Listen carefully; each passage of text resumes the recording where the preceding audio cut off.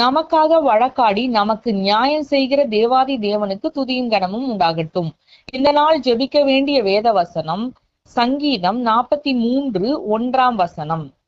தேவனே, நீர் என் நியாயத்தை விசாரித்து பக்தி இல்லாத ஜாதியாரோடு எனக்காக வழக்காடி சூதும் அநியாயமான மனுஷனுக்கு என்னை தப்புவியும். துதிப்பதற்கு நீதிமொழிகள் 2:8. அவர் நியாயத்தின் நெறிகளை தற்காத்து தம்முடைய பரிசுத்தவான்களின் பாதையை காப்பாற்றுகிறார். தீமை நிறைஞ்ச இந்த பெரிய உலகத்துல நாம வாழ்ந்து கொண்டு இருக்கிறோம். அதனால நம்மளை சுத்தி இருக்கிற எல்லாரும் நல்லவங்களா இருக்கணும்னு நாம எதிர்பார்க்கவே முடியாது. நாம கர்த்தருக்கு பயந்து உண்மையா செய்யற காரியங்கள் பலருக்கு பாதிப்பை கொண்டு வரலாம். அதனால நம்ம மேல கோபமும் எரிச்சலும் படுவாங்க. சில நேரத்துல நம்ம மேல பொறாமையாவும் இருப்பாங்க. அப்படிப்பட்டவங்க மூலமா நமக்கு வருகிற பிரச்சனைகள்ல இருந்து கர்த்தர் நம்மளை விடுவிக்கணும்னு ஜெபிக்கலாம். கர்த்தருக்கு கீழ்ப்படிந்து வாழணும்னு நினைக்கிற நம்மளுக்கு சாத்தானால கொண்டு வரப்படுகிற எல்லா பிரச்சனைகளையும் மேற்கொள்ள கர்த்தர் நமக்கு பலன் கொடுக்கணும்னு ஜெபிக்கலாம். கர்த்தரை அறியாத, கர்த்தரை ஏற்றுக்கொள்ளாத மனிதர்கள் மூலமாக நமக்கு வருகிற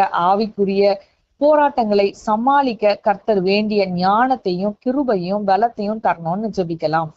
கர்த்தர் அப்படிப்பட்ட மனிதர்கள் கையில நம்மளை ஒப்பு கொடுக்காம நம்முடைய தலைகளை எப்பொழுதும் உயர்த்தி வைத்து அவர்களுக்கு நம்மை தப்புவித்து காக்கணும்னு ஊக்கமா ஜெபிக்கலாம். நீதி நியாயத்தை நிலைநாட்டுகிற நல்ல தேவன் பரிசுத்தவான்களை காத்து அவர்களை எல்லா தீமைக்கும் விலக்கி நடத்த வல்லமை உள்ளவராய் இருக்கின்றபடியால் கர்த்தரையே நம்பி சார்ந்திருக்கிற நம்மையும் அப்படியே காப்பார்னு விசுவாசத்தோடு அவரை நன்றியோடு ஸ்தோத்திரிக்கலாம்.